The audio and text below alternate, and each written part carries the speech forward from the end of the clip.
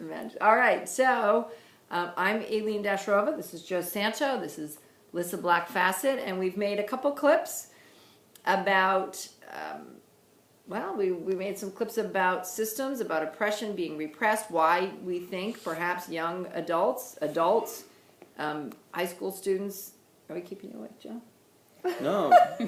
No, I mean, I can fall asleep, that's fine with me. Joe, I feel like that wasn't on our script, and I just feel like This is off script. This is off script. This is what it's off about. Script. So that was what we talked about in our last video about living off script. It's just about being a real person, just being real all the time. And what happens when we try to participate or we're forced to participate in a system? We talked about school, elementary school, high school, middle school, even college, to try to be a part of a system that quite frankly, doesn't make sense to us. So this clip, we're going to talk about, just briefly, Joe and Lissa are going to hit on their very positive and surprisingly positive transformations and shifts and changes from the traumatic, what we would call traumatic things that happened to them. And to remind everyone, if you haven't seen our clip before, Lissa's son died 5 years ago. Darby was 23 years old, and he died of a heroin overdose. And Lissa and her husband, Dan, Darby's father, were so shocked because they didn't know he was doing heroin. And that's how we started this clip out, this series out, by addressing heroin use in our high school students and young adults. So one day Lissa, and on that day actually that it happened, Darby had called home, and Lissa talked to him, and Dan talked, and wasn't it great? And they all chatted, and then later that night, Lissa's cell phone rang, and she looked and she saw Darby's name on it, expecting to hear Darby's voice. She, picked it up, hey! And instead, it was the paramedics saying that they were trying to save his life. And so that started, as we all could imagine, an incredible change for Lissa. And we'll be talking more with her on separate clips, just one-on-one, about that change and that transformation. She'll hit a little bit about it today. And for Joe was riding his bike, 19 years old, end of the summer, just cruising, ride his bike at night or / early in the morning, and he got hit by a car. And next thing you know, 28 days later, he starts coming to in a hospital. And as Joe said, the night of the accident, he lost everything: his shirt, a bag, his earrings, a nickel that represented something really important to him. And more changes happened to him. So from his experience, that he's had to do some physical recovery from, and some large motor and small motor skill stuff, and getting his brain working again. And but it's been a major, obviously, we're going to sound ridiculous. Oh, it's been a major transformation, obviously. However, I think what we're talking about is the surprises of what unfolded for each of them during their journey after these events. So, Alyssa, if you want to just kind of say a couple of things, maybe? Well, the first thing to say is that my life, the life that I was accustomed to, ended with that phone call. And that is not an understatement. It's a literal truth, and it is literal. I mean that.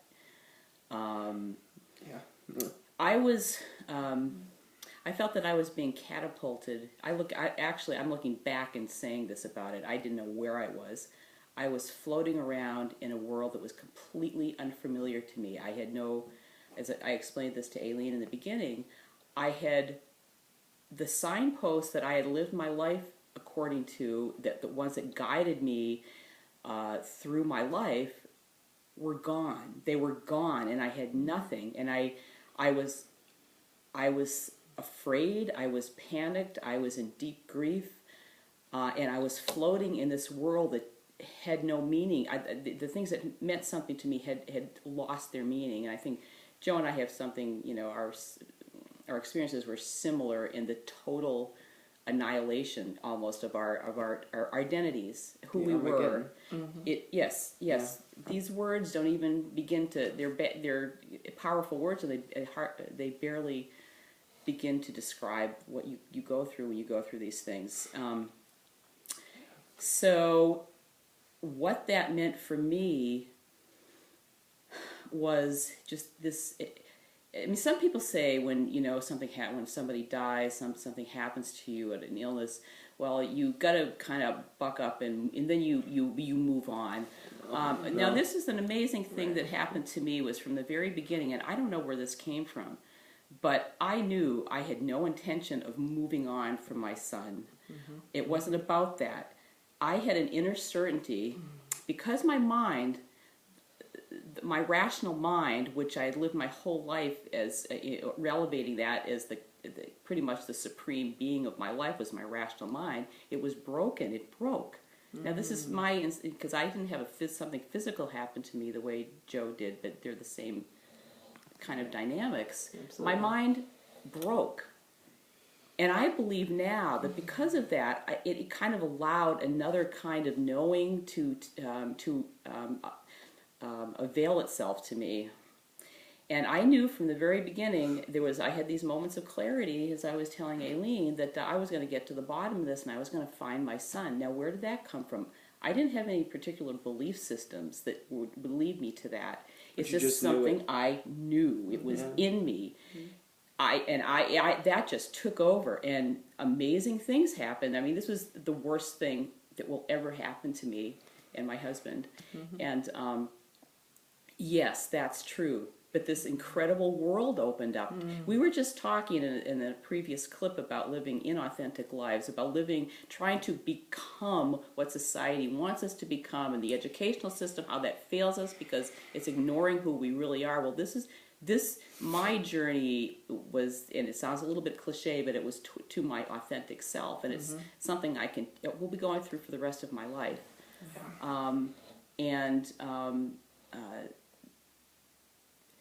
So it was about old road signs, touchstones of my old life being gone. So then there was nothing. There's like, what is this?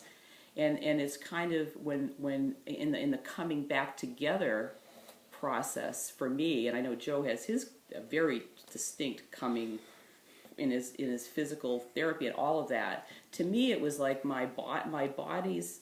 It was like I had a mental body and a physical body and an emotional body, and there were all these separate things that had blown apart.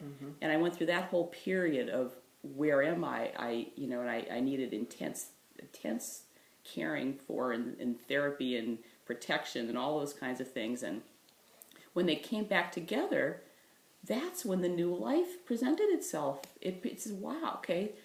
And it's like I really.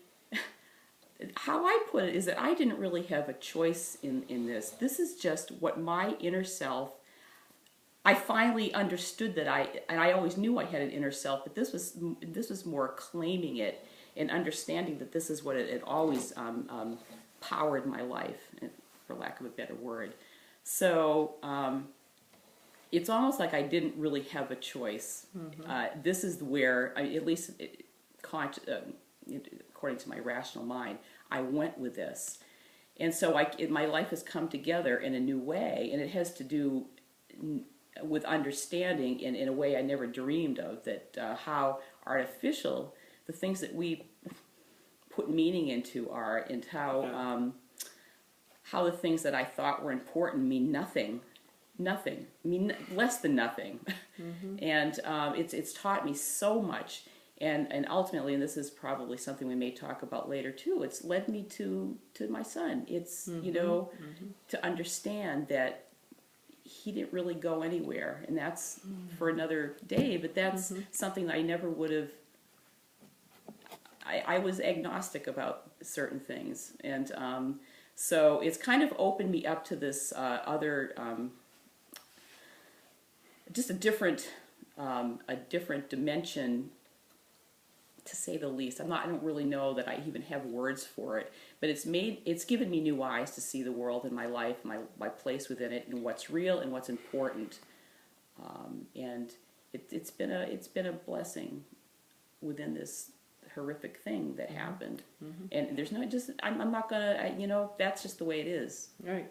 And Those two things can be true, and I think we often say either or, but the truth is, Darby's dying was incredibly sad and is painful and will remain that way. Yes, absolutely. And this amazing shift and change happened for Lissa. All of that's true. It's both of those are true, and they Yeah. can live in the same place of truth. You don't have to say one overrides the other, because that's not what They happened. both exist. Exactly. They both exist. When you push on something, it pushes against you. Both forces of push happen. Not one happens.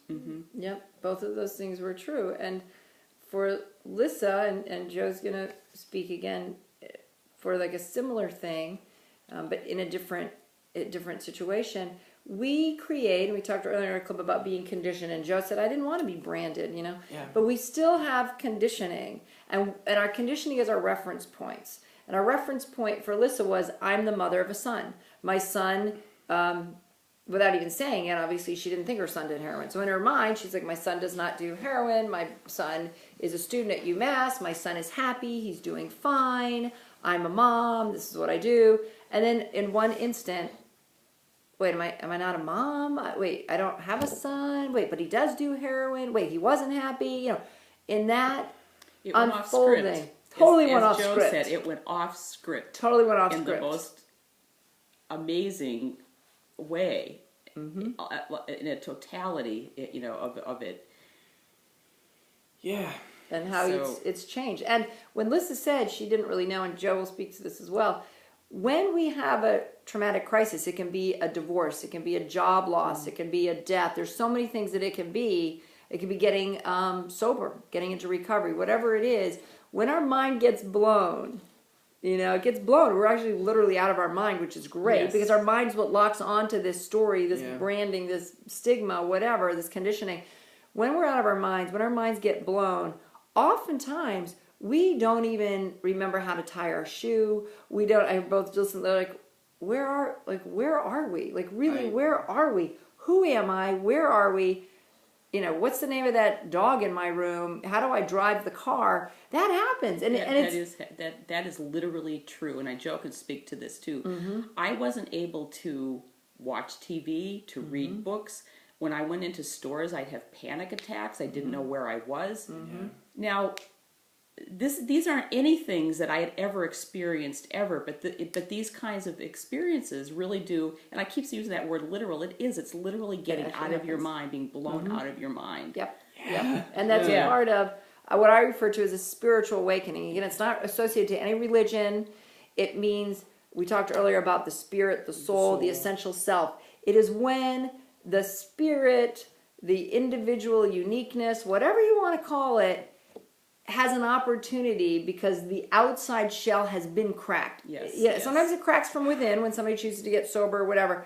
But when it gets cracked, and sometimes literally cracked, Yeah, literally cracked. when something outside cracks you, cracks your ego, cracks your story, cracks your reference cracks your point, skull. cracks your skull, your family dynamics, Mm-hmm. you cannot belong to it anymore. You cannot belong to that anymore, and it is not uncommon to actually almost see white, or to faint, or to black out, or again to not even to stand in the store and just hand out change out of your wallet because you can't even count it. You can't even remember or know how to count money to give it to somebody.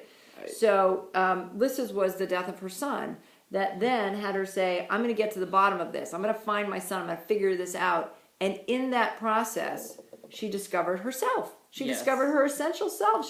Her spirit, her soul. She realized this whole way that she had been trained to live was a bunch of baloney.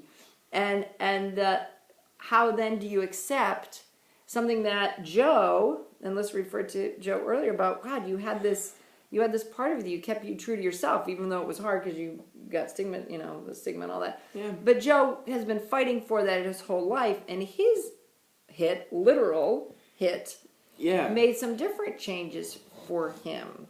And so why don't you tell us a little bit about, just hit it a little bit, because we're going to talk more in clips one-on-one with Joe. Simply enough, I mean, this is how I have to describe how it hit me, of how I remember it.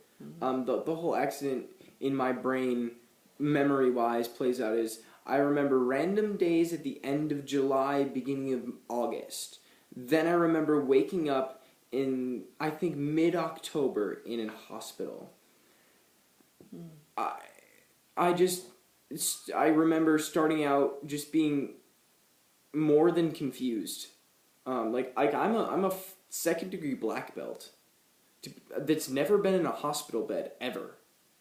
Like, to just wake up and be like, oh, I'm in a hospital bed. Like, I know I remember asking them 3 times to explain to me what happened to me. Like, 3 times, like, they explained it once, I'd be like, but no, what actually really happened, though? I didn't believe them. There was a lot of disbelief. And then after that, there was a massive amount of anger, because I used to bike from Somerville to Reading, like, more than once a week. Like, just to wake up and not be able to move, like, not be able to walk. Like, I couldn't walk. My leg got broken. There was metal in it now. Who the hell ever expects that, to wake up and somebody tell you, like, oh yes, actually, you got hit by a car, you were in a coma, and now there's some metal in your leg, and you might not walk properly, or at all.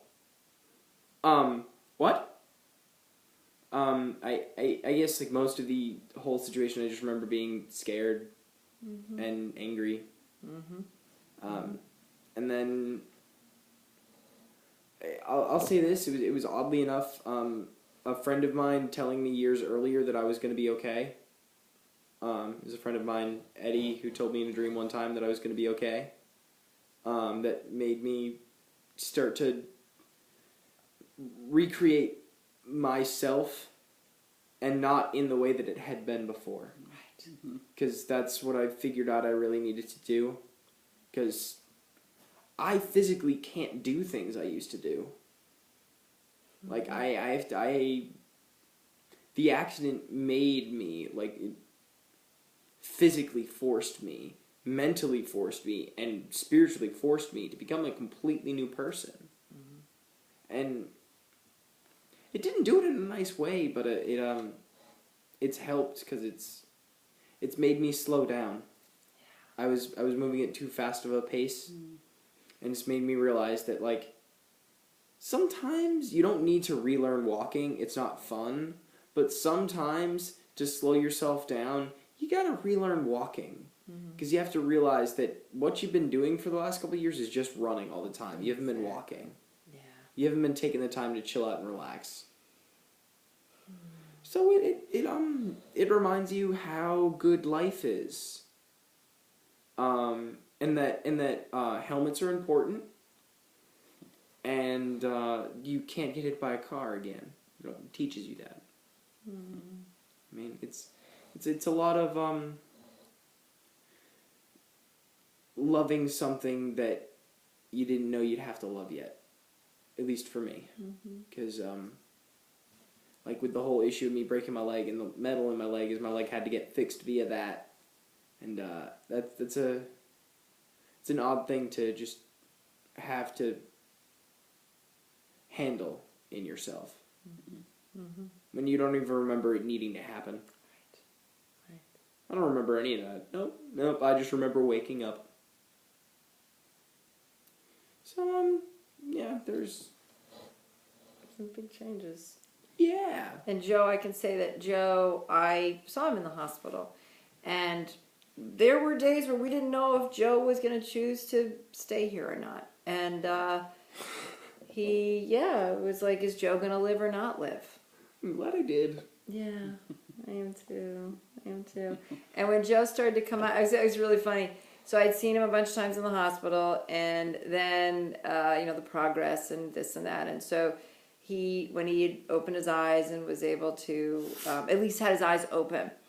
And so that was really interesting to go in and to see Joe and try to see, like, if when he saw me, did he recognize stuff, and talking to him. And then his speaking ability came back. He was able to speak, and it was funny. I was going to visit him. I'm thinking, well, I kind of thought maybe he recognized me, but I don't know. And it was the funniest thing. I'm walking down the hallway. Yes. I barely came in the door. I don't even know if I came in the door. And I hear this, look, hi, Aileen. oh my gosh, how did he even see me? And it was the wildest thing because he's sitting, Joe, you're sitting right at Perky like, hi, Eileen, and chatting away with me. And it was wild because, you know, for days and days before that, it was just, well, there he was, and then kind of looking. And it, you know, for those of us that were coming to visit Joe, intense. And I remembered, I'm glad you said the thing about slowing down because I want to say that Joe's reference point was that he was a very physical person, and that was the way that Joe could survive all the stuff we talked about in the previous club about being the bad kid and all of that stuff. He was like, strong was how I got through it. yes, I'm strong, I'm fast. You heard him say he's got, you know, the karate, the black belt, like I've got this. And then that was the thing that got taken, that was his reference point. And I remember thinking, of all the people that are stuck now in a hospital bed, oh my gosh, it should have never happened to Joe. A kid with ADHD is not the right one to stick in a hospital bed. Oh, I just thought, this is horrible. You know, to a degree, but also so happy he was there. And I remember Joe would say to me, it was so great, you would say, because that's I was hoping that this, again, would be a transformation, a spiritual awakening for Joe. But that's everybody's choice, whether it's going to be or not. And some people, it's not so much. And for Alyssa and Joe, it's amazing what these two people have done and who they are and what they, I mean, this is not the easy route. To have the spiritual awakening is not the easy route. Don't do this. No, Don't do it this way. Yeah, I mean, even, you know, it's not easy because Not my they're way. not, you know, they're not knocking themselves out. They're like, we're not going to just sit around and be grumpy and angry. We're going to push through this. And when I saw Joe, when he was able to really speak and be more coherent, he said, I am learning, and he spoke slowly, but it was very articulate because even before this, he spoke so fast you couldn't always understand what he was talking about, which a lot of people lost all his nuggets of incredible wisdom and genius because he was moving around so much and talking so quickly and erratic that people couldn't understand it. That was part of your story before. Yeah. So then he said, I am slowing down. I took advantage, you know, I took advantage of the fact that I was so, you know, fast and quick, and I'm going to treat my body better. Joe had also gotten hurt a bunch of times before this because he was like, ah. So there were a lot of injuries that Joe had before this. And to hear him say how much he wanted to take care of his body, how much he loved his body, and he had gratitude. And then just saying he was going to slow down. Yeah. And I remember thinking, oh, good. This perhaps will be an awakening for him, and it has been. Yeah. I mean, listening to Joe talk about the big picture items, transcendentalism, and just whatever it is. The way, Joe, that you can say it now. First, I'm always laughing so hard because he's hilarious. He's like so witty. That shows his genius because he's so witty. And the way that you articulate and you get your points across, you nail them. You just nail them. And that was not possible before your accident. It was not possible before your accident. And there's this level of all of this process has brought you into this place of beautiful, genius, radiant reflection that now can be shared with the world in a way that they can understand. Not in a way that it's not about you going on script or pleasing anybody, because we don't do that, but it's a way that you're part of, you're 50% of articulating in a way that people can understand. Yeah. You're so capable of it now. And for me, having known Joe and seeing sometimes how he was treated because he wasn't didn't do things properly. Well, no, probably, but people weren't accustomed to it. Like you came in shouting some of their language that they didn't understand, and so people were like, "What? What the heck is this kid doing?" Ah. But now you come in and you're like, "La da da da da," and I love it. I love it because I feel like finally justice to some degree is served. Finally, people can be in a position to understand and see really. What's going on? Yeah, what amazing stuff is going on with you. You know, they couldn't do that before. So, thus, detentions and things like that. Suspensions. I didn't get Suspensions. detentions. I wasn't given detentions because they didn't want me to spend more time in the school. They just wanted you out. But No, I was actually told that by an administrator one time. They were like, "No, we're not going to give you detention. You'd spend more time in our school if we did that. Yeah. Suspending you makes you not in the Right, school." we're free of you now. But now, you know what's cool, Joe, is like your wisdom is so out there, again, able to be seen and heard. It's gonna be great when the people that suspended you are reading your books and stuff. It's gonna be awesome. How much should we charge for the tickets for them to come hear you speak? $200 a seat I think that's a little expensive. I for can't your even. wisdom. I personally can't even pay that. So I would feel You're mean. earning it. You're earning it. Okay, You're well. earning it. And the other thing is, Joe, again, as a reference point, Joe's body did not work. I remember Joe, like, having specifically his left side being like, hand move, hand clutch, hand, and it just was not. And I had a particular time where things were on the left side of me, on like a little tray when I was in my hospital bed, and I just remember just wanting to get the water with my left arm, and it did this. Yeah. That was as far as it went. I was like, okay, keep going, and it just wouldn't go there at all. I'm really, really happy now that whenever I tell it to do something, it does it exactly as I tell it to do it. Because it was not cool not knowing how to do things on a certain part of your body for a while. That felt kind of damning. Yeah. Yep. And so both Lissa and Joe, because their changes were so really drastic, their changes, their shifts were so drastic, from having Darby here in his body, following along the script of, well, then, I can't see my son graduate and get married and have kids and everything that we project. And Joe saying, well, my gosh, that life I didn't even know I was projecting I was going to have, I can't have that now. And stuff that wasn't even going to happen. We didn't even know, but we still make up stories that we think are going to happen. And so there's such a great sense of loss when what we thought was going to happen isn't going to happen. Even though we could admit, well, we don't know what was really going to happen anyway. We don't know the future. We don't know the future, but that's just an intellectual thing that you go. You can say that, and we all know that, but we still all try to perceive the future. You totally yeah. Like, Yep. And then something so off script happens, and it's just like, what? This was not even remotely in my projection of my improper. future. Right, and it really the term waking up. I mean, you woke up in a bed. I mean, it was. I so, woke up from a coma. Yeah, exactly. So when you talk about waking up to you, it's like, yeah, you wrote the script for this. But it's like what you wake up to, because it is so grievous or something. That's so it's such a hard blast to you that when something like this happens to you. The waking up is what I believe. What you're waking up to, what I woke up to, was this vastly more expansive, bigger reality to who I am as a person, to who we are, and how we're connected, and all those things that you. Oh yeah, I believe that. This is so way beyond the intellect's ability to comprehend. Yeah, and that's the thing. It's just a little thing. Yeah, it's interesting that just before I came here this morning for this clip, I was listening to someone speak about the archetype of the wounded healer. Yes. Now, in the wounded healer goes through something so, again, deep and difficult that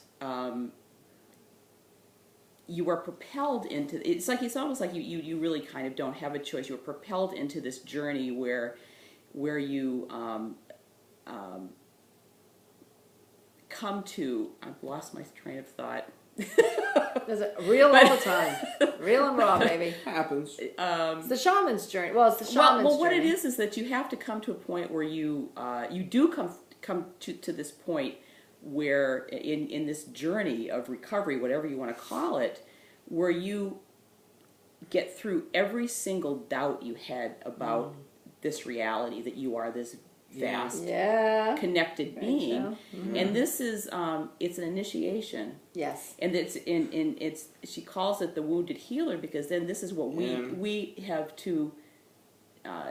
this is a gift that we have to give to the world, that Yeah. you know, about our experience, Yeah. because we know it so well, and we've, you know, We it can- almost has nothing to do with us. It's just that we're kind of conduits for this or something. But that we, so that kind of that image of the wounded healer really struck me before coming here, and it's interesting we're talking about that right now Absolutely. because it fits in.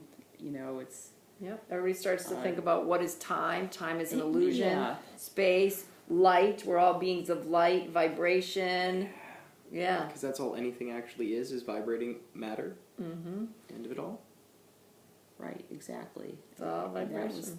that was the point of this thing. I think that this wounded healer, that you know, it's not that you always have choices, but it's that you experience this. We have all those other artifices. Is that a word? Artificial accept it. constructs. We accept Yeah. Blown away from you when you're kind of Yes, naked. exactly. You know, And and you're just like, so it's things that, you know, and you are blown out of that intellectual way of that we're all in this culture, in this age. That's how we perceive our reality. That's how we judge everything. Yeah. But you're beyond that. It's like you didn't ask for it. You didn't ask to be hit by a car. I didn't ask for my son to leave the planet. I mean, but this happened to us. It didn't happen to us, but it happened. And it's an experiential thing. It's not an intellectual thing, which is what makes it real for us. yeah. And it's It's not something that a book can be written about. no, and there's plenty of books written about it. But it doesn't work. But it doesn't. Doesn't work. You have to live it. You have to live. Exactly. You have to live. You That's cannot right. go into the. You can read about the underworld. You can observe it. You can look at it with like, woo! Look at there's the underworld. You can- But unless you're in it, torn open with just being a skeleton of nothing, You're not there. you're not there. It's the Valley of the Bones. It's the underworld. There's all these words for it, and you got to go through it, and only you can go through it. Nobody can go through it for you. Yeah, you can't read someone's recount of going through it No. because everybody's gonna have a different. Mm-hmm. In Yeah. one of the things the false constructs, or you know, that you go past is this idea of moving on, because your whole, like you said, your idea of time and space have changed, because you've been in a place that has no time and space, for lack of better words. It's very hard to find words to describe this Right. place that you find yourself in. But it's not about moving on. It's about kind of deepening and life unfolding, and which is the way the world works. The way you find the universe in our place in it. Yeah, And, absolutely. So, cool. All right. Well, yeah, that was great. So we're going to talk with each one of you again more about that, and so we hope that you come and see more of our clips on our YouTube channel, Acclaimed Empowerment, because we are talking about empowerment, and it to be empowered means to be aligned in the center of your own soul, to live and engage with the world from that place, with your own criteria, your own senses, all of your senses alive, alert, and vibrant to engage in the world in the manner in which you want to. And by having sometimes such traumatic experiences, you can no longer, it's impossible to live by the other rules, because You have new rules made for you, or you make them up. exactly. All right, cool. Thanks for coming, and we'll see you in our next clip.